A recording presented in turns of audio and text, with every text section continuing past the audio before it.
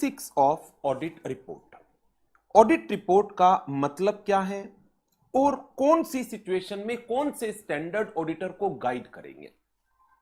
The reports जिनके through auditor अपनी opinion को एक्सप्रेस करता है उसको हम ऑडिट रिपोर्ट का नाम देते हैं। एंड यदि हमारी फाइनेंशियल स्टेटमेंट्स बनाई गई हैं for general purpose, that is for the need of common users, then SA 700, 701, 705 and 706 will apply. But यदि हमारी फाइनेंशियल स्टेटमेंट्स किसी स्पेसिफिक पर्पस के लिए बनाई गई है to meet the specific needs of some specific user, in that case SA 800 along with SA 700, 705 and 706 will apply. SA 800 हमारे syllabus का पार्ट नहीं है। देन यदि आपको ऑडिट मिली है एक सिंगल फाइनेंशियल स्टेटमेंट की या फिर फाइनेंशियल स्टेटमेंट के किसी एलिमेंट की, like inventory, debtor, property, plant, equipment, investments, in that case SA 800 will apply along with SA 700, 705 and 706. SA 805 भी हमारे सिलेबस का पार्ट नहीं है।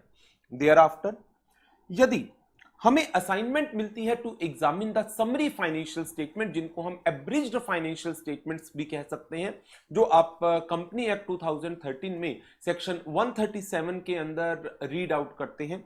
तो यदि 136 में 136 एंड 137 जो फाइलिंग ऑफ फाइनेंशियल स्टेटमेंट्स के अनएब्रिज्ड फाइनेंशियल स्टेटमेंट के हैं, तो उसके अंदर जो एब्रिज्ड फाइनेंशियल स्टेटमेंट्स बनाई जा रही हैं उनके ऊपर, उनकी एग्जामिनेशन के ऊपर SA 810 विल अप्लाई। ये भी हमारे सिलेबस का पार्ट नहीं है। नाउ फिर वो एश्योरेंस एंगेजमेंट्स जिनके ऊपर स्टैंडर्ड्स एप्लीकेबल नहीं है, in that case guidance note issue किया गया है ICAI की तरफ से, that is guidance note on reports and certificates for special purpose. वो अप्लाई होगा उन असाइनमेंट्स, उन एंगेजमेंट्स के अंदर जहां पर standards on auditing are not applicable. So multiple choice question के पॉइंट ऑफ व्यू से ये बेसिक अंडरस्टैंडिंग रिक्वायर्ड है। आपको पता होना चाहिए कौन सी सिचुएशन में कौन से स्टैंडर्ड्स पर्टिकुलरली अप्लाई होंगे। नाउ इसके बाद ऑडिट रिपोर्ट की टाइप्स की बात करते हैं। ऑडिट रिपोर्ट्स कितनी टाइप की होती हैं आपने पढ़ा हुआ है इंटरमीडिएट में भी। Audit report is primarily classified in two categories, one is unmodified report and second one is the modified report.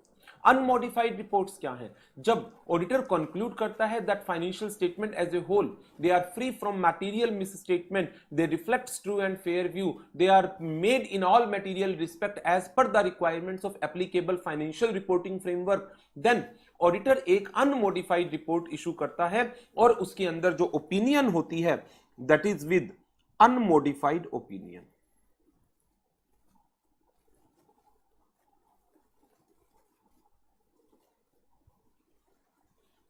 But there are some cases जहां पर ऑडिटर का कंक्लूजन डिफर करता है।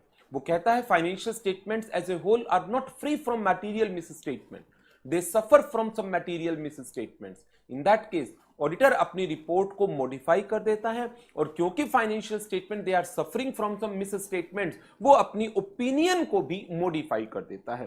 तो ये केस हमारे पास आ जाता है मॉडिफाइड रिपोर्ट्स का along with modified opinion.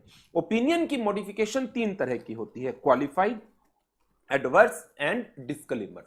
Qualified opinion का मतलब क्या है? क्वालिफाइड ओपिनियन जब ऑडिटर कह रहा है कि जो मिस स्टेटमेंट्स हैं वो मटेरियल तो है, परवेसिव नहीं है, देन ऑडिटर क्वालिफाइड ओपिनियन देगा। एडवर्स ओपिनियन जब ऑडिटर कंक्लूड करता है कि मिस स्टेटमेंट का effect material as well as pervasive दोनों है, then auditor adverse opinion issue करता है। And in a similar manner, if the auditor is not able to collect sufficient and appropriate audit evidences, और उन transactions के reference में जो material तो है परवेसिव नहीं है, अगेन क्वालिफाइड ओपिनियन इशू होगी। लेकिन यदि ऑडिटर कंक्लूड करता है जो इंफॉर्मेशन मुझे नहीं मिली उनका इफेक्ट मटेरियल के साथ साथ परवेसिव भी है, देन ऑडिटर डिस्क्लेमर इशू करता है। तो क्वालिफाइड ओपिनियन दो सिचुएशन में आ गई, एडवर्स एक सिचुएशन, डिस्क्लेमर एक सिचुएशन। तो ये केस हो गई मॉडिफाइड ओपिनियन के। बट सम टाइम ऑडिटर कहता है मैं अपनी ओपिनियन को तो चेंज नहीं कर रहा। मेरे हिसाब से financial statement as a whole they are free from material misstatement और मेरे पास सफिशिएंट एप्रोप्रिएट ऑडिट एविडेंसेस भी हैं, बट मैं ऑडिट रिपोर्ट के अंदर कुछ एडिशनल रिपोर्टिंग करना चाह रहा हूं और वो रिपोर्टिंग इधर in the form of emphasis of matter para या फिर अदर मैटर पैरा है।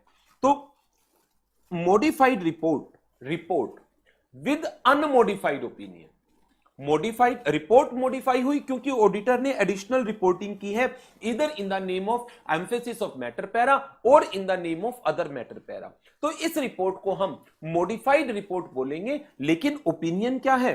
ओपिनियन अनमॉडिफाइड है। तो जो पहली सिचुएशन है इसको SA 700 डील करता है।